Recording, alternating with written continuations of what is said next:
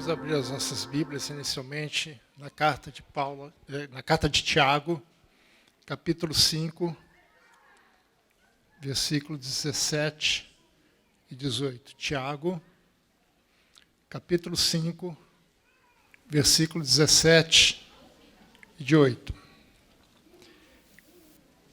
Elias era um homem semelhante a nós, sujeito aos mesmos sentimentos, e orou com instância para que não chovesse sobre a terra, e por 3 anos e 6 meses não choveu.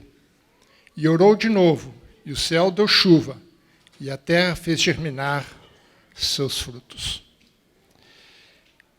Elias era um homem semelhante a nós. Ele foi um dos grandes profetas do Antigo Testamento. Elias é uma grande referência na história de Israel, até porque, se olharmos um pouco da sua vida, e mesmo depois da sua vida, né, porque ele foi arrebatado, pelo menos historicamente, nós só temos registro de 2 pessoas que foram arrebatadas, embora outras pessoas considerem que tenha mais. Mas a Bíblia só fala de Enoque e Elias. Né? E Elias é um profeta que foi profetizado. Né? Quando terminamos Malaquias, ele fala que Elias voltaria. Né? Não a pessoa física de Malaquias, como alguns realmente pensaram na época de Jesus. Mas não a pessoa física, mas a figura, a imagem que Elias passa, né? Como o profeta de grande renome no Antigo Testamento. E Jesus falou que realmente ele veio, mas não na pessoa física, mas na pessoa de João Batista. E ele também foi um dos 2 que apareceram no Monte da Transfiguração, né, ao lado de Moisés. Então, Elias é um personagem extremamente importante e significativo na Bíblia. E Tiago diz que ele orou 3 anos e meio, não houve chuva. E é interessante porque em Israel, ele depende muito do regime de chuvas, diferentemente do Egito. O Egito depende pura e exclusivamente do Nilo, por isso que se diz que o Egito é um presente do Nilo. Mas Israel precisa de chuva, precisa dos regimes de chuva. Somente o Rio Jordão não consegue suprir todas as necessidades da nação. Hoje, Israel inclusive está tirando a água do mar, dessalinizando para poder suprir as necessidades. Mas quando nós olhamos os feitos de Elias, nós lembramos da sua história, que está lá no primeiro livro de Reis, capítulo 17, e vai até o capítulo 2 do segundo livro de Reis, nós vemos que grande personagem foi ele, uma pessoa de grande personalidade, num ministério extremamente significativo. Mas o que me chama a atenção em Elias é o que Tiago fala dele. Um homem semelhante a nós. Elias não tinha nada de especial que nós não temos. Por isso que ele fala, é semelhante a nós, sujeitos aos mesmos sentimentos. Sentimentos aqui significa emoções, aquilo que passa dentro do nosso coração. E Elias realmente passou por grandes dificuldades, foi grandemente perseguido na sua vida. E quem faz a obra do Senhor sabe que uma coisa que você pode esperar é perseguição. Jesus mesmo falou que se me perseguiram a mim, você acha que não vão te perseguir? E a igreja, por 2000 anos, tem sido perseguida. Elias não era uma pessoa que nós poderíamos chamar hoje de supercrente. Não, ele era um homem igual a nós. E mesmo sendo igual a nós, orou e parou a chuva. Eu fico imaginando o que o povo de Israel não deve ter pensado e desejado contra Elias. Como é que você ora para parar a chuva? 3 anos e meio não é um tempo curto, irmãos, para quem depende da chuva. Israel, naquela época, principalmente, dependia muito da agricultura, da agropecuária, mas, em especial, a agricultura. E se não tem chuva, você não tem colheita. se não tem chuva, se você não tem água para tratar o gado. Então, a riqueza da nação vai embora. Né? E depois de 3 anos e meio, ele orou de novo. Ele fala aqui o texto que ele orou de novo. E o céu deu chuva. E a terra germinou e deu seus frutos. E esse é Elias. Essa diferença, esse momento que ele está se referindo aqui, é o momento em que ele enfrenta os adoradores de Baal e Astarote no Monte Carmelo. Está isso no capítulo 18 do primeiro livro de Reis.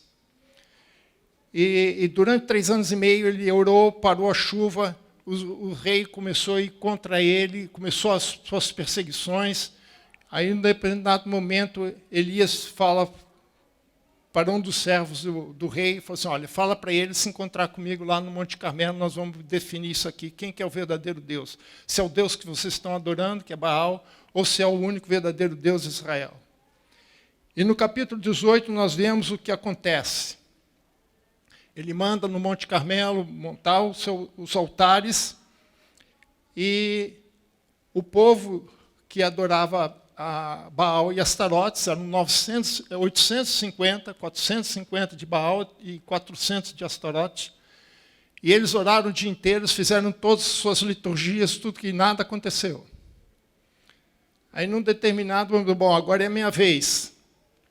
Ele monta o altar do Senhor e faz uma coisa que ninguém esperava que ele fizesse. Começou a jogar água em cima do altar, em cima da oferta. Vocês podem imaginar isso, o significado disso? O que faltava era água, agora você está derramando água. Isso, os irmãos sabem o que acontece quando você taca fogo em alguma coisa molhada. Simplesmente não pega fogo. A madeira, a lenha tem que estar seca, senão ela não pega fogo. Molhada, ela não pega fogo. E foi nessa circunstância que ele orou a Deus, quando já estava tudo encharcado, cheio de água. Eu ficava imaginando assim, poxa, esse cara podia deixar essa água para eu beber, né? Não sei de onde ele tirou essa água, se foi do mar, porque é próximo ao mar. Hoje ali tem uma cidade de Haifa, né? E algumas poderiam pensar, poxa, podia reservar isso para a gente beber, né? E ele não fez uma oração tão grande assim, tão espetacular. Apenas pediu para Deus se manifestar e desceu o fogo do céu. Consumiu toda aquela água, todo o altar, e consumiu inclusive as pedras. A gente sabe que pedra, para ser consumida, deve ter uma temperatura extremamente elevada, né? A mais de 1000 graus. Né? E apesar de tudo isso, irmãos, quando tudo estava aconteceu, novamente Elias, aí nesse momento que Elias ora. E a gente tem até uma música, né, que fala sobre isso. Né? Ele ora, começa a orar e pede para o seu servo olhar para o lado do mar. Aí ele fala, o que você vê? Aí no momento ele falou assim, eu vejo uma nuvem do tamanho de uma mão de um homem. Daí que vem a música. E então ele diz assim para o seu servo, avisa o rei que vai chover. E poucos minutos depois, cai uma grande chuva. Quando você vê essa cena, o que você espera? Se você estivesse no caso de Elias, o que você esperaria então? Eu acho que todos nós esperaríamos, bom, agora o rei vai se converter. Agora o povo vai deixar de servir a Baal. Afinal, eu mostrei aqui que Baal não responde nada. E uma curiosidade interessante é que o Monte Carmelo era considerado pelos adoradores de Baal como a casa de Baal. Então, é como se ele estivesse na casa do adversário. E o adversário não se manifesta. Inclusive, Elias falou assim, grita mais alto, quem sabe ele dormiu, está dormindo, ou ele viajou, alguma coisa. Bate um celular, dá um WhatsApp para ele. Ele estava na casa do inimigo. Então, o que se esperava? Se esperava que todo mundo se convertesse, que todo mundo reconhecesse quem era o verdadeiro Deus. Mas aí acontece uma coisa. No capítulo 19 de 1 Reis, no versículo 1, diz assim, Acabe fez saber a Jezabel tudo quanto Elias havia feito e como mandara matar todos os profetas à espada. Veja o versículo 2, então. Então Jezabel mandou um mensageiro a Elias, dizendo: faça-me os deuses como lhe aprouver, se amanhã, a estas horas, não fizer eu a tua vida como fizeste a cada um deles. Eu imagino a decepção de Elias. E é interessante que Elias exprime essa decepção com uma frase que está no versículo 4. Ele diz: basta, tira a minha vida. Basta, chega, cheguei no meu limite, acabei as minhas forças, desisto. Senhor, eu não posso me dar um tiro na cabeça, mas, por favor, o Senhor pode tirar a minha vida. Tira a minha vida. Em algum momento da tua vida você se sentiu assim, irmãos? Algum momento da tua vida você sentiu que, apesar de ser feito tudo certinho, cumprir todas as suas obrigações, e mesmo assim, as coisas não acontecem? Eu fico imaginando ele depois desse momento. Primeiro esgotamento. É interessante que quando ele foge, ele vai para o sul. Monte Carmelo é um dos pontos mais norte de Israel na atualidade. Ele desce até Beersheba, que é ao sul, é a entrada do deserto Negueb. Ele anda mais ou menos 170 quilômetros. E depois ele ainda entra no deserto mais um dia, caminha mais um dia e fica ali. E a primeira coisa que ele faz é dormir. Ele cai no esgotamento total. Ele cai numa decepção, numa frustração que tira todo o seu ânimo, toda a sua vontade de viver. Eu não sei quanto a vocês, irmãos, mas quantas vezes a gente não sente esse tipo de sensação? De você fazer tudo certo, de você cumprir todas as suas obrigações, e mesmo assim, as coisas não acontecem.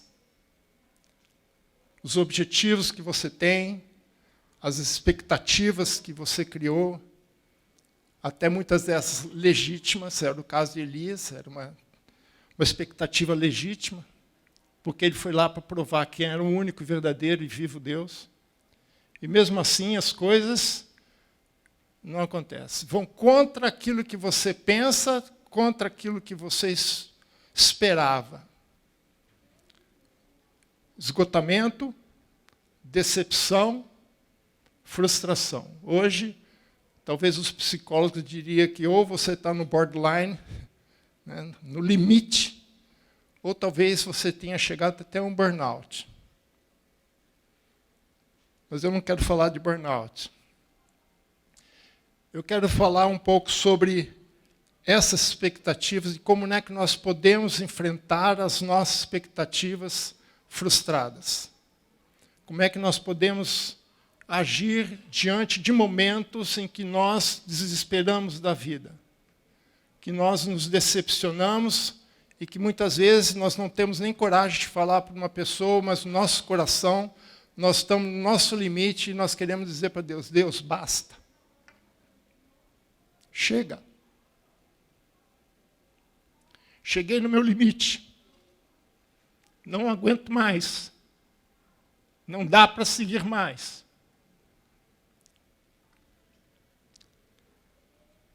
O que nós podemos fazer, irmãos? O que nós podemos tratar nos nossos corações, podemos agir para podermos sair desse momento ou superar esses momentos? A história de Elias, no capítulo 19 de 1 Reis, me dá 4 dicas, 4 orientações que nós podemos seguir para podermos superar e não deixar que esses momentos de frustrações, esses momentos de esgotamento, nos leve a um ponto limite. A primeira atitude que nós devemos tomar em relação a esses momentos, as dificuldades que nós passamos, está no primeiro livro de Reis, capítulo 19, versículo 8. diz assim: levantou-se, pois, comeu e bebeu, e com a força daquela comida caminhou 40 dias e 40 noites até Horebe, o monte do Senhor. Quando ele estava ali, um pouco mais ao sul de Beersheba, ele estava dormindo debaixo de uma árvore, veio um anjo e falou assim: Elias, levanta, acorda aí, tem um pão e uma água aqui para você. Pão quentinho. E ele se levanta, ele come, bebe e dorme de novo. Algum tempo depois, não sei quanto tempo depois, o anjo volta a dizer, acordar. Ele falou assim: acorda, levanta, come e bebe pão e água, porque o teu caminho será longo. Os nossos caminhos são longos, irmãos. Às vezes, parece que é infindável. Ele andou mais 300 quilômetros, quase que o dobro do que já tinha percorrido, até o Monte Horebe. E o que ele foi fazer lá? Ele foi ter um tempo com Deus. A primeira atitude que nós precisamos tomar, irmãos, podemos tomar diante dessas situações, é busque a Deus. Tenha um tempo a sós com Deus. Não espere os momentos de dificuldades aparecerem, irmãos. Se prepare. Esteja pronto antes das coisas acontecerem. Eu sei que a igreja é um ponto de apoio, e não estou negando isso, mas há momentos na nossa vida, há momentos, situações que só você pode resolver. Às vezes são situações que ninguém pode te ajudar, só Deus. Às vezes as pessoas vêm com a gente, eu não sei quanto ao pastor Fernando, eu acredito que seja a mesma situação, que a pessoa vem trazer um problema que você não tem resposta. O que eu vou dizer para essa pessoa? A igreja é um ponto de apoio, é inegável. Depois, Deus mesmo orienta ele a ungir Eliseu como seu substituto. E é interessante que a Bíblia diz que Eliseu serviu a Elias. Ele não foi como, assim, agora eu fui ungido profeta no teu lugar, agora sai. Não, ele foi que nem Davi. Davi, ele só assumiu o reino mais ou menos 13 a 14 anos depois que ele foi ungido rei. Ele esperou o seu momento. Durante todo esse tempo, Eliseu foi seu companheiro. Mas nesse momento, ele não tinha companheiro nenhum, ele estava sozinho. Todos os seus discípulos ele deixou em Beersheba. Ele caminhou até o deserto sozinho. Ele precisava ter um encontro com Deus sozinho. Eu fico admirado como as pessoas não têm tempo com Deus. E quando eu faço uma passada por alguns desses personagens bíblicos, eu vejo o quanto eles tinham tempo individual com Deus. Só um exemplo, Moisés. Moisés, por 3 vezes, irmãos, esteve no Monte Horebe, no Monte Sinai, sozinho com Deus, 40 dias e 40 noites. 3 vezes. Ou seja, ele ficou 120 dias. Só ele e Deus. Se vocês quiserem, está em Deuteronômio capítulo 9, versículo 9, versículo 18, depois 10, 10. As 3 vezes que ele fica com Deus sozinho no Monte Sinai. Só ele e Deus. Ninguém podia entrar com ele, porque tem momentos que é só você que tem que entrar na presença de Deus. É uma conversa particular, individual. Não é uma entrevista coletiva. Não é terapia coletiva, é terapia individual. É você e Deus. Você tem que ter um contato em particular com Deus. Davi foi a mesma coisa. Quando ele estava sendo perseguido por Saul, e injustamente, ele estava ao lado de Saul, inclusive ele era genro de Saul, ele casou com a filha de Saul, Mical. Ele lutava ao lado de Saul, ele venceu as lutas de Saul, venceu o Golias. Ele tinha em torno de 17, 18 anos nessa época.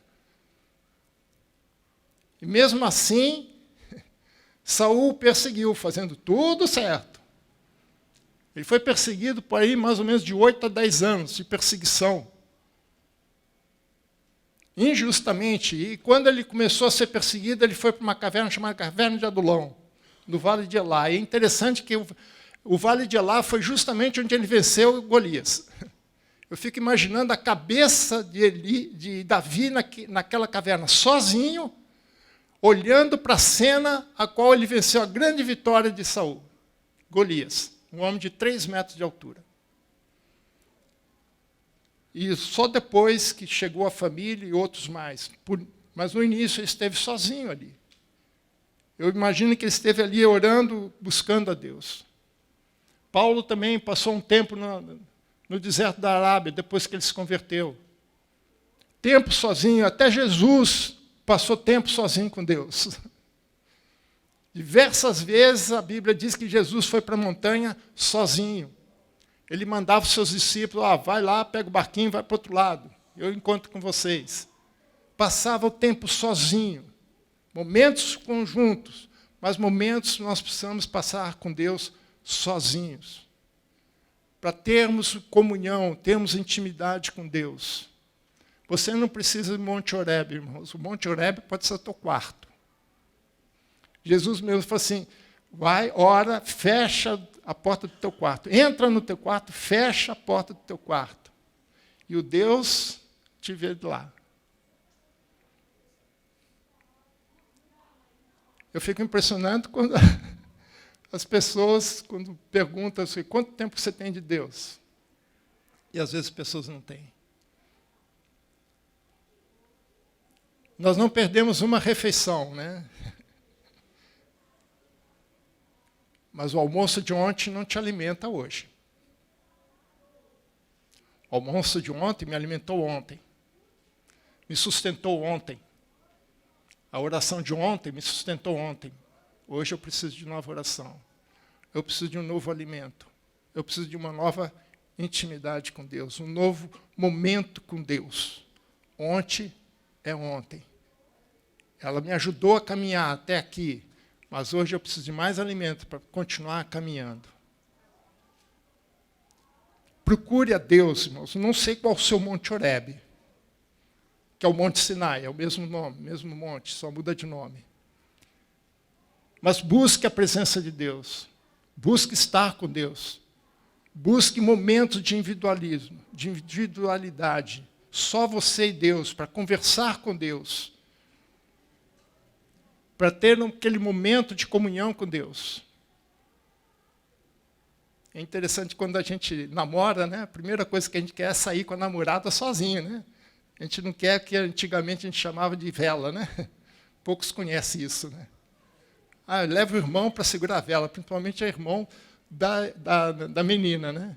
Para vigiar a gente, né? Eu sei que alguns já passaram por isso, outros não sabem nem o que é isso, né? Vai o irmão junto para poder vigiar, né? Mas isso no nosso tempo tinha isso. Mas a gente quer estar sozinho, né? Com a pessoa que a gente ama. Né? Tenha tempo com Deus. Valorize esse tempo. Nós só valorizamos, só temos tempo para aquilo que nós realmente consideramos importantes para nós. Valorize, busque a Deus, tenha um tempo a sós com Deus. Não espere os momentos de crise chegarem.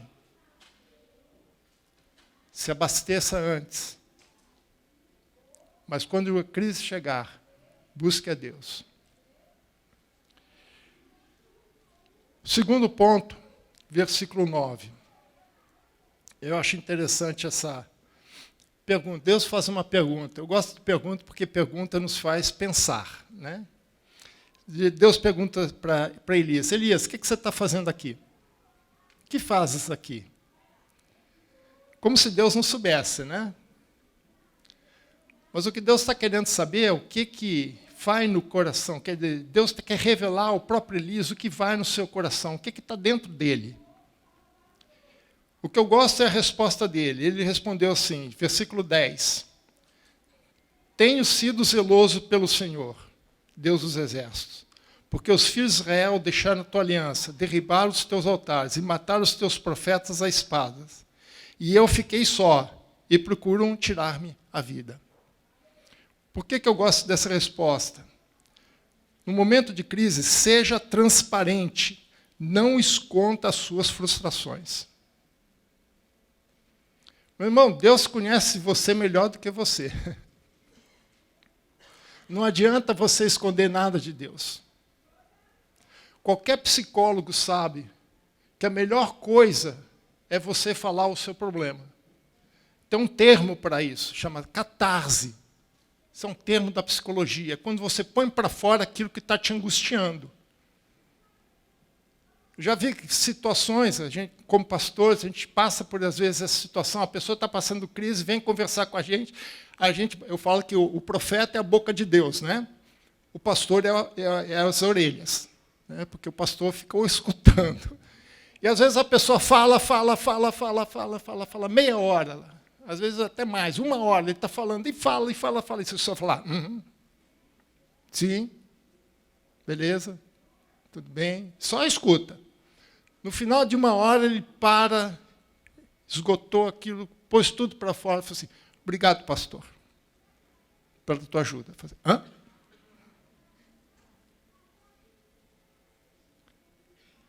Tudo que ele queria é colocar para fora aquilo que estava angustiando ele. E, meu irmão, diante de um psicólogo, você não vai ficar se enganando. O que Elias fez foi isso. Ele abriu o seu coração. Ele foi transparente, ele não escondeu nada, ele explicou e declarou todas as suas frustrações. Veja só, interessante que Jeremias fala a mesma coisa, Jeremias 12, versículo 3. Jeremias 12, versículo 3. Guarda esse versículo para você nunca mais chegar para Deus e querer enganar Deus. Ele diz assim, mas tu, ó Senhor, me conheces, tu me vês e provas o que sente o meu coração para contigo. Vou repetir. Deus me conhece, Deus te conhece, irmão. Ele sabe o que está passando no teu coração. É o que ele fala, tu me vês e provas o que sente o meu coração, o que está passando, os sentimentos que estão passando dentro do coração. Deus sabe.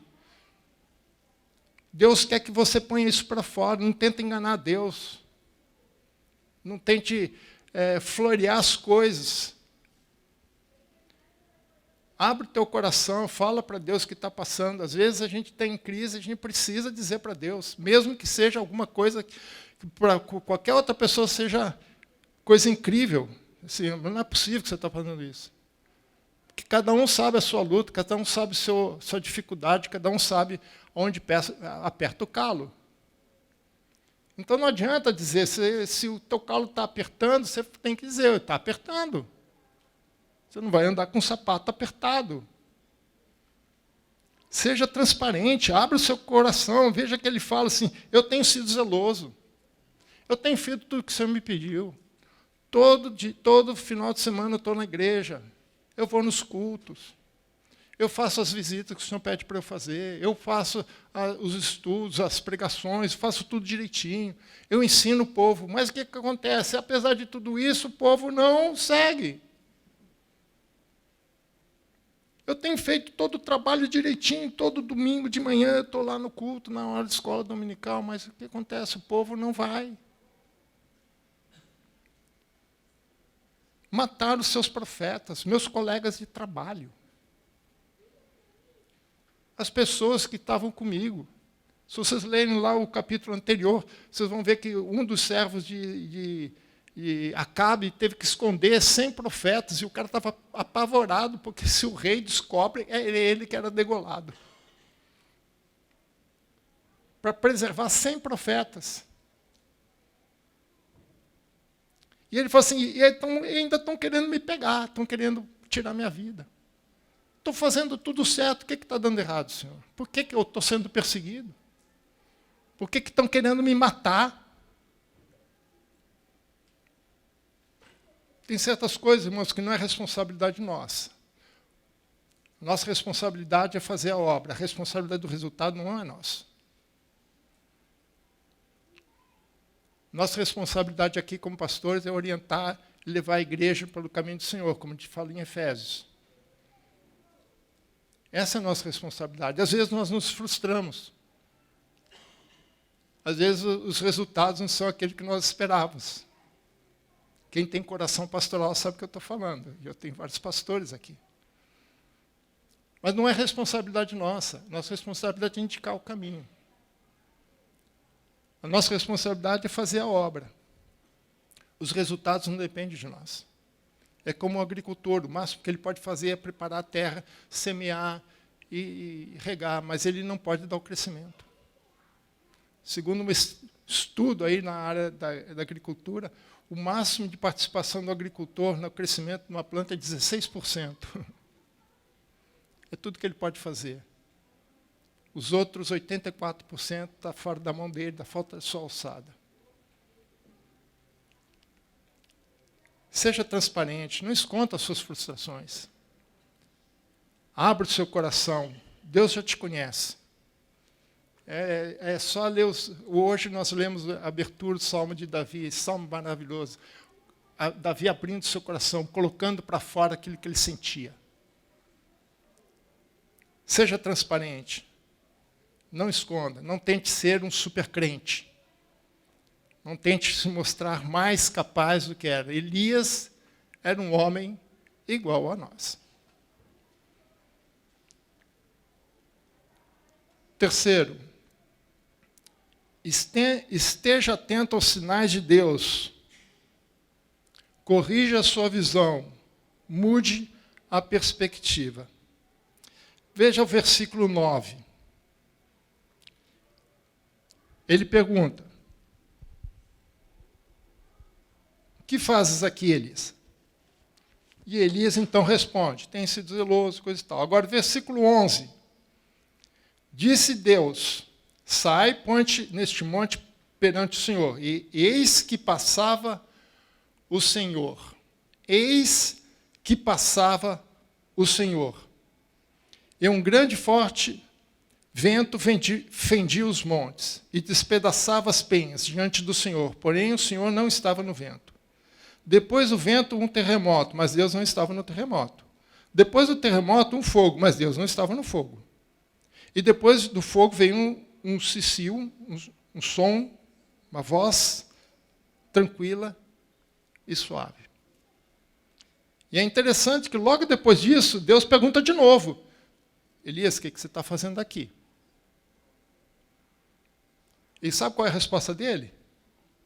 A mesma. Mesma pergunta, mesma resposta. Aí você pergunta: o que há de errado aqui? Ele não se atendeu aos sinais de Deus. Entre uma pergunta e outra teve uma manifestação de Deus. Deus mostrou coisas espetaculares. Ventos, terremotos e fogo. Parecia filme desses de ação de cinema, né? Missão Impossível, Duro de Matar, e coisa desse tipo. Né? Mas Deus não estava em nenhuma dessas coisas. Então, irmãos, não esperem coisas espetaculares, apoteóticas, coisas hollywoodianas. Deus não está nessas coisas. Presta atenção naquilo que Deus está falando e está mostrando para você. Veja que Ele não estava nessas coisas. Mas quando vem uma voz suave, uma voz tranquila, uma voz mansa, Ele não diz que Deus não estava ali. Às vezes o que Deus quer é a tua atenção. Às vezes Deus quer que você pare para escutar. Deus não vai ficar berrando com você. Às vezes Deus só quer falar com o teu ouvido. Precisa prestar atenção nas coisas que estão acontecendo ao nosso redor. Entender e discernir as coisas. Onde que está Deus? Não estão nas coisas espetaculares. Se fosse assim, nós contrariaríamos Steven Spielberg. Né? Acho que ele seria George Lucas ou qualquer coisa assim, seria mais fantástico. Deus faz coisas grandes, faz. Mar Vermelho, abriu o Mar Vermelho, foi uma coisa extraordinária. Descer fogo do céu foi alguma coisa extraordinária. Mas isso não acontece o tempo todo. É interessante que eu acho que isso faz parte da natureza humana, né? Se a gente ir um pouquinho mais para frente, no segundo livro de Reis, no capítulo 5, nós vamos ver a história de Naamã. Naamã era um general do rei da Síria. grande general, era o braço direito do rei. Mas ele tinha um problema, ele era leproso. E ele tinha uma serva que era da cativa de Israel. E quando ela ficou sabendo que o rei era leproso, o general era leproso, ele falou para a esposa dele, lá em Israel tem um cara que pode ajudar ele, que era o sucessor de Elias, Eliseu. Quando ele ficou sabendo disso, obviamente ele queria a sua cura, ele foi até lá. Só que ele foi no lugar errado, ele foi no palácio do rei. E o rei ficou desesperado com isso, até que Eliseu falou assim, manda ele vir aqui, vocês vão ver que tem profeta em Israel.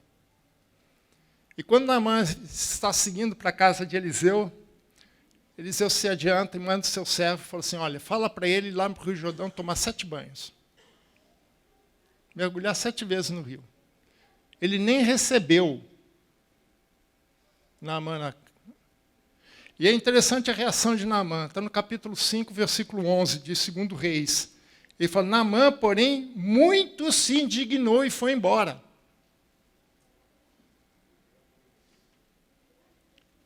Meus irmãos, ele quase perdeu a bênção. Porque a expectativa dele era errada. Porque ele estava esperando alguma coisa hollywoodiana. Veja que ele fala, se eu pensava que ele via, primeiro que ele queria que Eliseu fosse pessoalmente falar com ele. Mandou um servo. Eu sou o general, acima de mim só tem o rei. Como é que o cara manda um servo qualquer para falar comigo? Ele começou a ficar indignado com isso. Depois ele falou assim, ele iria se colocar de pé, invocaria o nome do Senhor, seu Deus, moveria a mão, fazia um passe sobre ele, e aí eu ficaria curado. A lepra iria embora. Ele criou uma expectativa que não era real. Qual é a sua expectativa, irmãos? Ele criou uma expectativa que não era, ele achou que Deus ia resolver daquele jeito. Ia vir fazer... Não, se não for o pastor Fernando, se não for a pastora Vaninha que ia orar por mim, se não tiver o óleo ungido de Israel...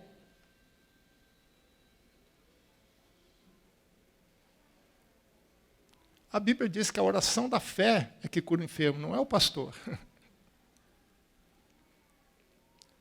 Ele tinha uma expectativa errônea das coisas. Nós precisamos consertar essas coisas. Sabe o que Salmo 127, 2 fala? Que Deus trabalha no turno da noite. Diz assim, Salmo 127, 2, diz, aos amados, ele o dá enquanto dorme. Deus trabalha no turno da noite. Deus faz o terceiro turno. E sabe por que eu acho que ele faz terceiro turno, enquanto você está dormindo? Para você não atrapalhar.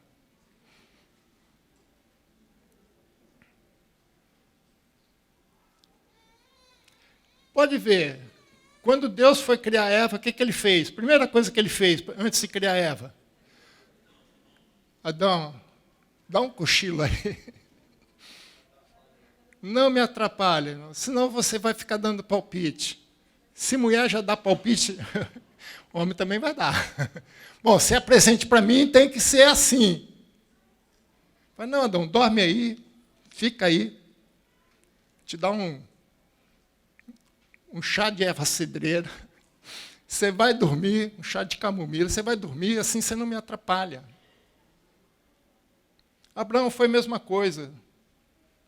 Quando Deus quis fazer uma aliança com Abraão, ele falou assim, Abraão, prepara tudo aí. Preparou o altar, o sacrifício e tudo, mas não taca fogo. E ele ficou esperando. A coisa aconteceu quando? Quando ele estava dormindo. Ele não aguentou, dormiu. Quando ele acordou, a coisa já tinha sido feita. Uma aliança para que Abraão não atrapalhasse. Deus atua de forma silenciosa. Faz algumas coisas grandiosas? Faz. Mas o modus operandi de Deus é trabalhar na tua vida quando você está dormindo, para você não atrapalhar. Mude a sua expectativa. Mude a sua visão. Tente olhar pela ótica de Deus. Quer ver outra coisa que ele tem que mudar também a sua visão? Versículo 18. Deus fala para Elias: eu conservei em Israel 7.000, todos que não se ajoelharam, não adoraram a Baal. E é interessante, por que Deus fala que tinha 7.000? Porque no versículo 14, e ele repete isso 2 vezes, ele diz: eu estou só. É como se o problema fosse só dele, só ele tivesse problema. E ele tinha esquecido que antes de falar com Acabe, ele tinha falado com o servo de Acabe, e o servo de Acabe falou assim: eu escondi 100 homens, 100 profetas, para que Acabe não matasse eles. Ou, na verdade, Jezabel não matasse eles. Então, ele não estava sozinho. Nós passamos por problemas, irmãos, mas nós não estamos sozinhos. Primeira carta de Pedro, capítulo 5, versículo 9. Primeira carta de Pedro 5, 9, diz assim: resisti-lhes firmes na fé. Presta atenção, irmãos. Certos de que sofrimentos iguais aos seus, iguais aos vossos, estão se cumprindo em vossa irmandade, espalhada por todo o mundo. Você pensa que você é o único que está passando por problema, irmão? Você acha que você está só nessa luta? Você acha que você está só nessa encrenca? Irmãos, quando eu estava estudando isso, quando eu vi essa resposta de Deus, eu lembrei dessa passagem de Pedro. Fazem sofrimentos iguais aos vossos, em todo o mundo, não é só aqui em Campinas ou na nossa congregação. Na Alemanha está passando isso, na Suíça está passando isso, na Rússia está passando isso, na Índia está passando isso, na África do Sul está passando isso. Pode pensar num país aí, está passando por isso, onde tiver cristão, estão passando por isso. Então, mude um pouco sua perspectiva, irmãos. Seja transparente com Deus, mas não entre nesse autocomiseração. Busque a solução. Não fuja dele.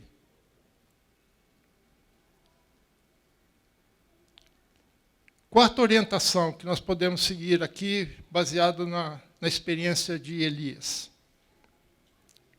Essa eu acho que é a mais forte de todas, irmãos, a mais difícil que tem. Versículo 15. Primeira frase só. Vai e volta ao teu caminho. Meus irmãos, ouça e obedeça a Deus, independentemente das circunstâncias. Sabe por que isso, irmãos?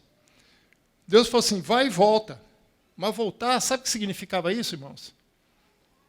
Significava que ele tinha uma sentença de morte contra ele. Versículo 2, que nós lemos.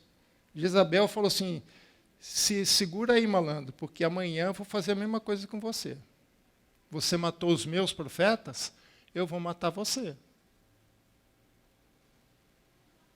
E ele se acovardou. Ele olhou para as circunstâncias.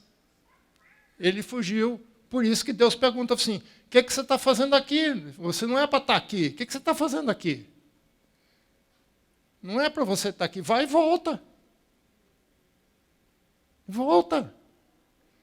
Aí você vai voltar para a luta de novo. Volta.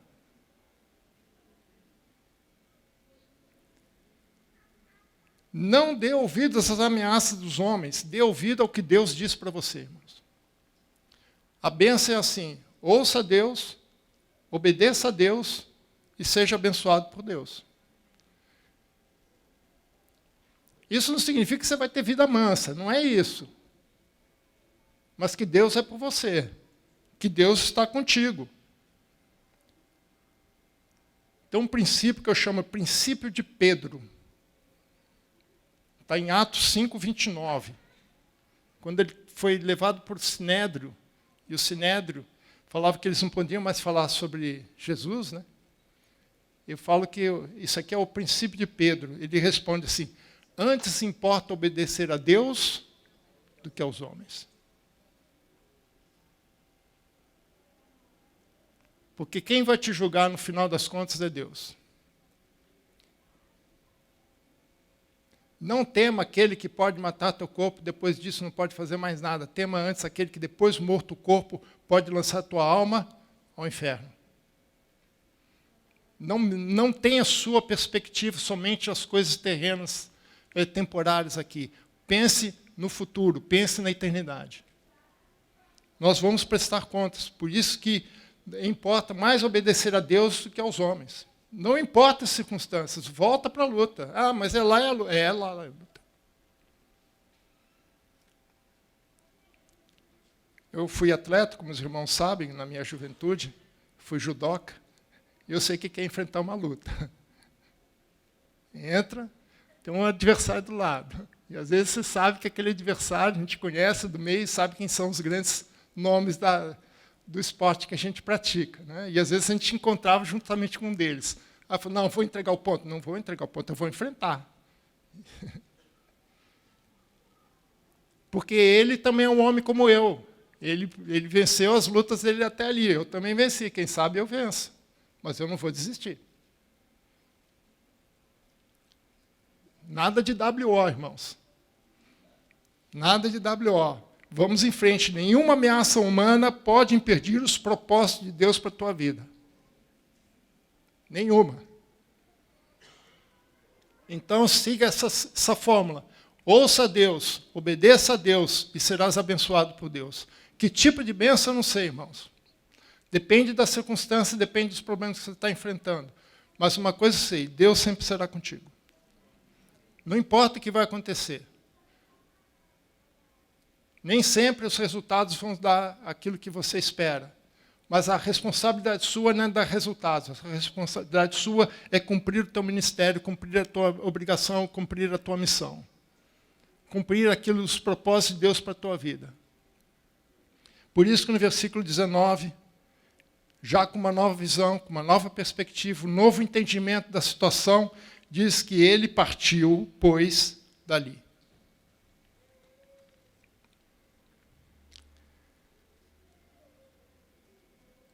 Para concluir, irmãos, sei que esse ano foi difícil para muitas pessoas, se não para todos. Não só na área geral, em termos de Brasil, né, mas na área pessoal. Alguns enfrentaram problemas de doença, né, enfermidades, perdas, tivemos pessoas que partiram, perderam emprego, tiveram problemas no seu trabalho, e uma série de outras coisas que nós temos enfrentado, problemas na família. Cada um tem sua capacidade de suportar cada problema. E eu já te aviso de antemão, irmãos, 2022 não vai ser diferente. Vocês estão prestando atenção, né? Vocês estão prestando atenção, ninguém está dormindo. Isso é bom, irmãos. Está todo mundo prestando atenção aí. Está ótimo, glória a Deus. 2020 não vai ser diferente. Você vai enfrentar problemas. Você vai enfrentar frustrações, decepções. Mas que você não entre no burnout. Que você tenha a perspectiva e a postura correta diante dos problemas, diante das situações. Busque a Deus. Tenha tempo com Deus. Seja transparente com Deus. Quando você tiver algum problema, diga para Deus o que você está sentindo. Não adianta você esconder. Se você ainda tiver alguma dúvida, tiver alguma coisa, leia os Salmos de Davi, como nós lemos aqui hoje. Deus meu, por que me desamparaste? Isso quem disse foi Jesus na cruz, sim, mas isso foi citação de Davi. Davi escreveu isso mais de 500 anos antes. Quase 1000 anos antes, na verdade. Eu sempre pode imaginar o que Davi estava passando quando ele disse essas palavras. A sensação de Deus ter te abandonado. Tenha tempo com Deus, seja transparente com Deus. Preste atenção naquilo que Deus está te mostrando, os sinais de Deus. Deus talvez queira que você pare um pouco mais. Preste atenção nas coisas corretas, não nas coisas apoteóticas. Deus é um Deus de simplicidade. Ele tem profundidade no seu conhecimento, mas Ele é um Deus simples. Ele se comunica para ser entendido. Busque a Deus. Busque os sinais de Deus. Mude a sua perspectiva. E obedeça aquilo que Ele falar, independentemente do que falar. Às vezes Deus pode dizer para você, sai daí. Às vezes Deus vai dizer, não, fica aí.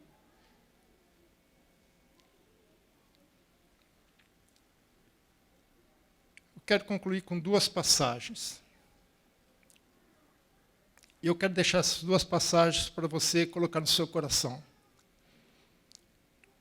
Que essas 2 passagens te ajudem. Eu sei que existem outras, mas eu escolhi essas 2 especificamente em função da mensagem que eu estou buscando passar para vocês, que é fortalecê-los, que é ajudá-los nessa caminhada que nós estamos iniciando daqui a alguns dias, 2020. A primeira passagem é a segunda carta de Paulo aos Coríntios, capítulo 4. Segunda carta de Paulo aos Coríntios, capítulo 4, versículo de 8 a 10. Mas nós vamos ler de forma diferente. Primeiro eu quero que você se coloque de pé.